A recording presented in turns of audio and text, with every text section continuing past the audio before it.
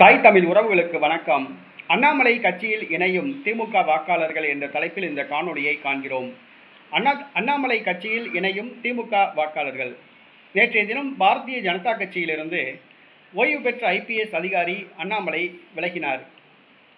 இவர் தற்பொழுது ஒரு அரசியல் இயக்கத்தை ஆரம்பித்துள்ளார். அதில் தொண்டர்களுக்கு பயிற்சி அளித்த பிறகு அந்த இயக்கத்தை அரசியல் கட்சியாக மாற்ற முடிவு செய்தார். வருகிற உள்ளாட்சி தேர்தல், சட்டமன்ற தேர்தல், பாராளுமன்ற தேர்தலில் தனது கட்சி போட்டியிடும் என்று அறிவித்துள்ளார்.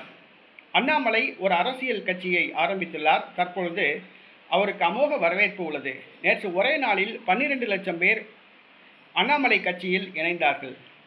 இவர்கள் எல்லாம் அண்ணாமலை கட்சியில் இணைகிறார்களே, இவர்கள் யார் என்று பார்த்தோம் என்று சொன்னால், அவர்கள் திமுகவுக்கு ஓட்டு போட்டவர்கள் என்று தெரிய வருகிறது. முதலாவதாக பாரதிய ஜனதா கட்சியில் இருந்த அதிமுக ஆதரவாளர்கள், பாரதிய ஜனதா கட்சியில் உள்ள நடுநிலையாளர்கள், பாரதிய ஜனதா கட்சியில் உள்ள அதிருப்தியாளர்கள், இவர்கள் எல்லாம் அண்ணாமலை பக்கம் வந்துள்ளார்கள். நேற்று தங்களது பதவியை ராஜினாமா செய்துவிட்டு அண்ணாமலை இயக்கத்தில் இணைந்துள்ளார்கள். அண்ணாமலை டெல்லியிலிருந்து சென்னை திரும்பிய பொழுது அவருக்கு அமோக வரவேற்பு அளிக்கப்பட்டது. அடுத்ததாக திமுகவுக்கு வாக்களித்தவர்கள் தற்பொழுது அண்ணாமலை பக்கம் தங்கள் பார்வையை திருப்பியுள்ளார்கள். அதாவது அதிமுக வாக்கு வங்கியை தமிழக வெற்றி கழகம் கைப்பற்றிவிட்டது என்று சொல்லலாம். அதிமுக தற்பொழுது 3வது இடத்துக்கு தள்ளப்பட்டது. காலங்காலமாக எம்ஜிஆருக்கு, ஜெயலலிதாவுக்கு வாக்களித்தவர்கள் தற்பொழுது மாற்று இன்னொரு திரை கவர்ச்சியான விஜய்க்கு வாக்களித்துள்ளார்கள். எம்ஜிஆர், ஜெயலலிதா 2 பேரும் திரைப்பட நடிகர்கள். இவர்களுக்கு வாக்களித்தவர்கள் இவர்கள் 2 பேரும் இல்லாததால் தற்போது உயிரோடு உள்ள விஜய்க்கு வாக்களித்துள்ளார்கள். திரைப்பட நடிகருக்கு வாக்களித்தவர்கள் தற்பொழுது மற்றொரு திரைப்பட நடிகரான விஜய்க்கு வாக்களித்துள்ளார்கள். அதே நேரத்தில் அண்ணாமலை கட்சியை ஆரம்பித்துள்ளார். தற்பொழுது காலங்காலமாக திமுகவுக்கு வாக்களித்தவர்களுடைய பார்வை அண்ணாமலை பக்கம் திரும்பியுள்ளது. அவர்கள் மாற்றத்தை எதிர்பார்க்கிறார்கள். திமுகவினால் தர முடியவில்லை. ஏனென்று சொன்னால் திமுக ஒரு குடும்ப கட்சி.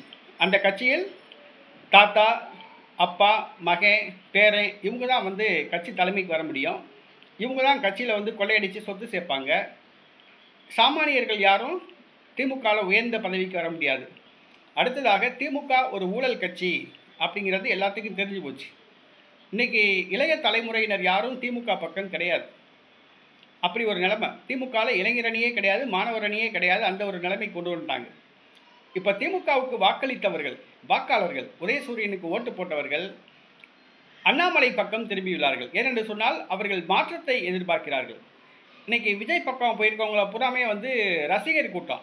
இன்றைக்கி அண்ணாமலை பக்கம் வந்திருக்கிறது புறாமே அறிவார்ந்த கூட்டம், சிந்திச்சு பார்க்குற கூட்டம் இன்றைக்கி வந்திருக்கு. இன்றைக்கி 12 லட்சம் பேர் வந்திருக்காங்கன்னா அவங்க ரசிகர் கூட்டம் கிடையாது, சிந்திச்சு பார்க்குற கூட்டம், சிந்தனையாளர் கூட்டம், அறிவார்ந்த கூட்டம், அறிவுள்ள ஒரு சமூகம். அதுதான் அண்ணாமலை பக்கம் வந்திருக்கு. இன்றைக்கி திமுகவுக்கு காலங்காலமாக வாக்களித்தவர்கள் தற்பொழுது அண்ணாமலை பக்கம் தங்களுடைய பார்வையை திருப்பியுள்ளார்கள். ஆக அண்ணாமலை புதுக்கட்சி ஆரம்பித்திருப்பது திமுகவுக்கு ஒரு பாதிப்பு. திமுக வாக்கு வங்கியில் அது மிகப்பெரிய ஒரு பாதிப்பை ஏற்படுத்தும். வருகிற உள்ளாட்சி தேர்தல், பாராளுமன்ற தேர்தல், சட்டசபை தேர்தலில் திமுக 3வது இடத்துக்கு தள்ளப்படும், அதிமுக 4வது இடத்துக்கு தள்ளப்படும். அப்படி ஒரு நிலைமை கூட வரலாம். ஏன்னா இன்றைக்கி அண்ணாமலை கட்சி ஆரம்பித்து ஒரே நாளில் 12 லட்சம் பேர் சேர்ந்துருக்காங்க. இன்னும் 2-3 நாளில் 50 லட்சத்தை கண்டிப்பாக தாண்டும். ஆக அண்ணாமலைக்கு ஒரு நல்ல வரவேற்பு இருக்குது.